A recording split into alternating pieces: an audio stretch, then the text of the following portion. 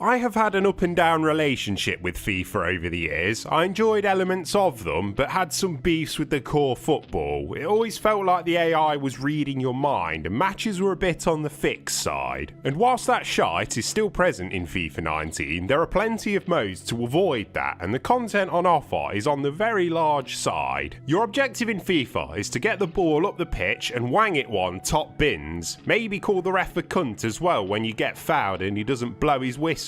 And it's surprising how many modes there are that add variety to the basics of football. One of the standouts for me was The Journey, a narrative-driven football RPG where you play as 3 different characters with choices that affect the outcome of the story. All 3 characters are likeable enough. Danny Williams is a bit of a plonker, but at least he's jolly, unlike most RPG protagonists. FIFA Ultimate Team is something I still don't get. The idea of building your own dream team should be good, but I find the whole chemistry thing stupid. Players will play better together if they are from the same country or play in the same league, but that goes against how footballers actually build chemistry. I mean, real teams are full of players from different nations and they build chemistry by training and playing together, not a sense of national pride. If that was your case, then Jamie Vardy would be crap playing alongside Okazaki, but they don't. They have a great partnership and he'd actually be good when he plays for England, this shit twat.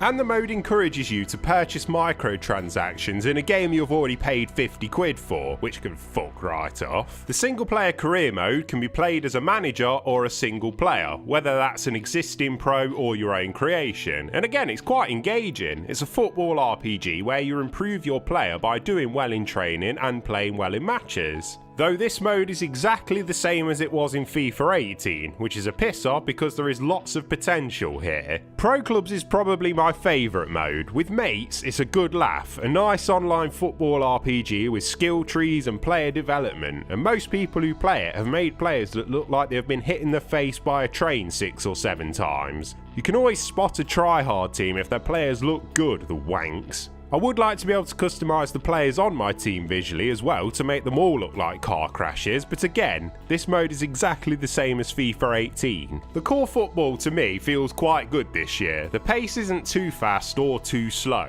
The AI feels pretty switched on, especially when you're playing as a single pro. It's hard to keep up with them sometimes, they ping it around the pitch. Building up play feels more natural as well. Passing the ball around can put gaps in the opposition's defence if you're patient enough. Keepers are much better than last year, sometimes they feel too good. You'll pepper them with screamers and they'll keep picking them out of the air, but then you'll smash it straight at them and the clumsy twats will let it go straight through the hands. So yeah, it's a bit inconsistent. When you play game modes where you're playing as a whole team, the AI switch-offs can feel a bit piss-takey. Yes, players switch off in real football, but in FIFA it feels forced and can sometimes appear to be on purpose to give you or your opponent an advantage when you're absolutely outclassing them. The shooting has a new timing mechanic if you want to use it, but there's not much point because shooting the normal way works perfectly well. You hit the shot button again as the player's foot hits the ball. It's very fiddly at first, but FIFA's shooting has been too easy for years now, so it's a nice change and I can see it being a must if you want to keep up in the upper levels of online. The Champions League license adds some extra content to the career mode and the journey, and it feels really authentic with the actual commentators from the event.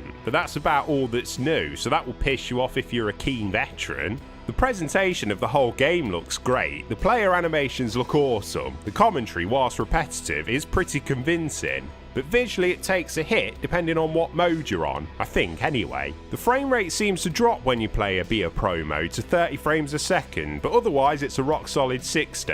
So yes, FIFA is still alright. Would be nice to see it take a year off to really improve the gameplay, but that will never happen because FIFA sells and makes the same amount of money a country does on Ultimate Team. Oh well, we still have Red Card Football, the best football game.